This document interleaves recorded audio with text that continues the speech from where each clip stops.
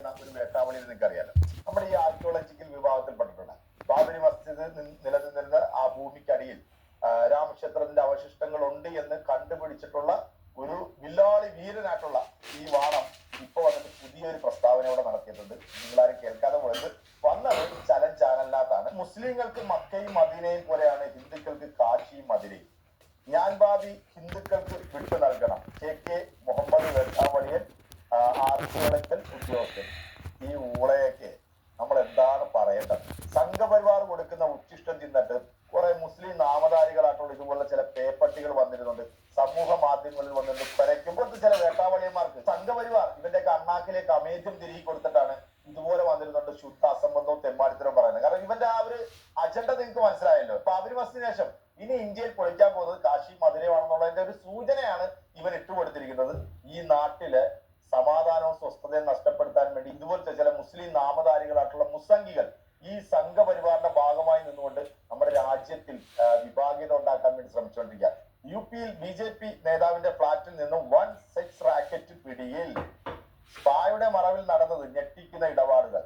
ഇതൊക്കെ അവർക്ക് എന്ത് തോന്നിയാസം വേണമെങ്കിലും ചെയ്യാമല്ലോ. അതിനകത്തൊന്നും ഒരു കുഴപ്പമില്ല അല്ലെ. നമ്മുടെ കേരളത്തിൽ കോഴിക്കോട് ജില്ലയിലാണ് തോന്നുന്നു ഏതോ ഒരു സ്ഥലത്ത് സർക്കാർ ഭൂമിയിൽ അനധികൃതമായി വെച്ചിട്ടുള്ള ഒരു ക്ഷേത്രം അത് സർക്കാർ അത് പൂട്ടിയതിന്റെ പേരിൽ അതിന്റെ പിന്നിൽ ഇവിടുത്തെ സുഡാപ്പികളാണ് STP എന്നൊക്കെ പറഞ്ഞ് സമൂഹ മാധ്യമങ്ങളിൽ വന്നു നിന്ന് കുറച്ച സംഘി വേട്ടാവളിയന്മാരും സംഘി നാറികളും സംഘി ഓളികളും കാണാനും വേണ്ടി കേൾക്കാനും വേണ്ടിയാണ് RSS മന്ദിരത്തിന് പാർക്കിംഗ് പോരാ, അതിന്റെ പേരിൽ 1400 വർഷം പഴക്കമുള്ള ഹിന്ദു ക്ഷേത്രം പൊളിച്ചു മാറ്റി.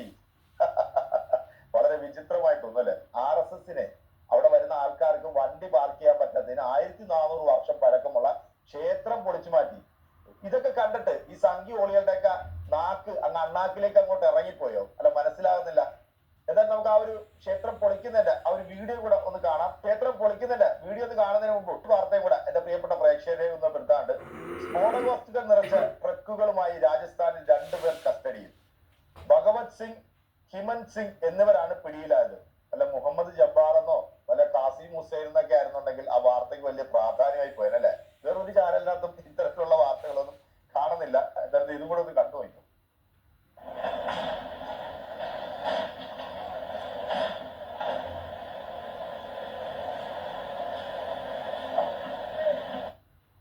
കണ്ടില്ലേ, ഹനുമാന്റെ ഒരു പ്രതിമയാണ് ആ ക്ഷേത്രം പൊളിക്കുന്നതിന്റെ അടുത്ത് കിടക്കുന്നത്. അപ്പൊ ഇതൊന്നും കണ്ടിട്ട് നിനക്കൊന്നും ഒന്നും മിണ്ടാനില്ലേ?